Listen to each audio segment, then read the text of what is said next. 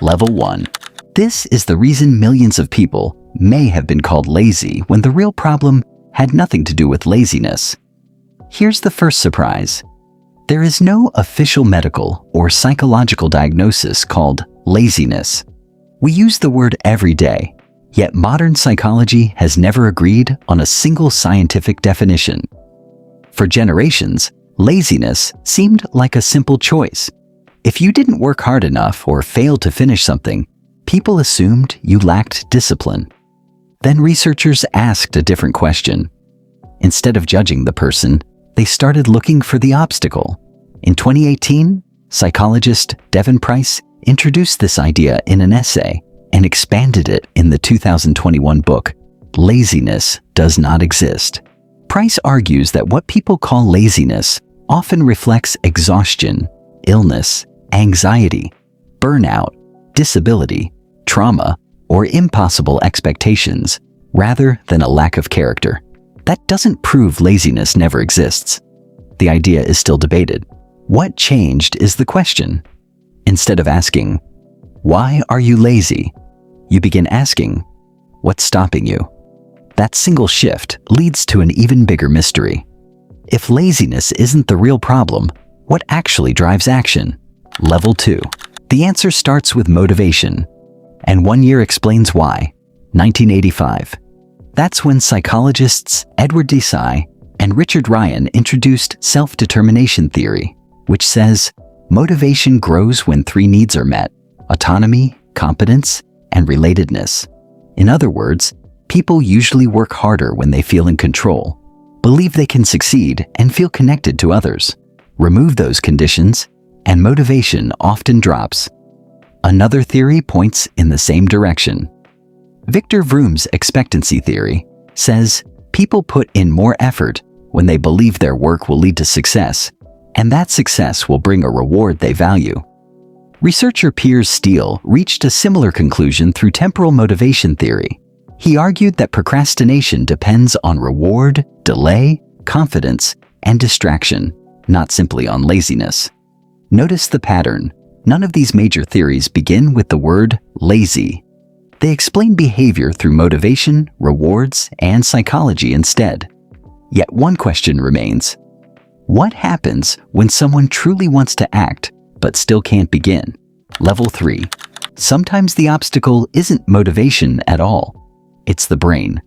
Conditions such as ADHD, depression, autism, and traumatic brain injury can involve executive dysfunction, making it difficult to plan, organize, or start a task even when someone genuinely wants to do it.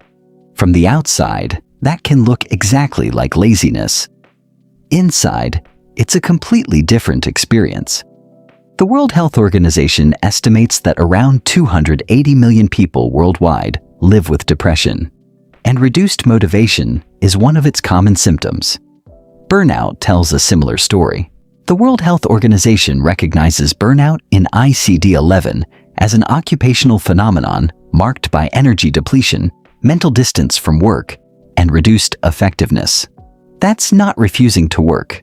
It's running out of mental and emotional energy. Sleep matters too. The CDC reports that many adults don't get the recommended amount of sleep, which is linked to poorer attention, productivity, and decision-making. The more science uncovers, the less simple laziness appears. But this debate didn't begin with psychology. Its roots stretch much further back. Level 4. Long before psychology, there was sloth. In medieval Christianity, sloth was one of the 7 deadly sins, but it referred more to spiritual apathy than simply avoiding work. Centuries later, the Industrial Revolution reshaped how society viewed productivity. Factories demanded punctuality, long hours, and constant efficiency, and historians argue this period strengthened modern ideas about laziness. Another twist came from historian C. Northcote Parkinson, who observed that work expands to fill the time available. Sometimes the problem wasn't refusing to work. Sometimes the work itself became inefficient. Psychologist Martin Seligman's research on learned helplessness revealed another layer. After repeated failure, people may stop trying. because they believe their actions no longer matter. The behavior can resemble laziness, even though the cause is very different. One simple label suddenly began covering many different problems. Today's workplace shows why that matters. Level 5. Gallup's 2024 research found that only about 23% of employees worldwide are engaged at work. Around 62% are not engaged, and roughly 15% are actively disengaged. Those numbers do not mean most workers are lazy. Researchers warn against making that assumption because stress, burnout, mental health, workplace conditions, unclear rewards, and motivation all affect performance. That's why the statement, "laziness doesn't exist," remains controversial. Supporters argue invisible barriers explain many cases of inactivity. Critics respond that people sometimes knowingly avoid effort and that personal responsibility still matters. Science hasn't declared either side the winner. Neither the World Health Organization nor the American Psychological Association officially says laziness does not exist. Instead, modern psychology increasingly explains behavior through motivation, executive function, mental health, reward systems, and environment. So when you hear someone called lazy, you're probably seeing only the surface.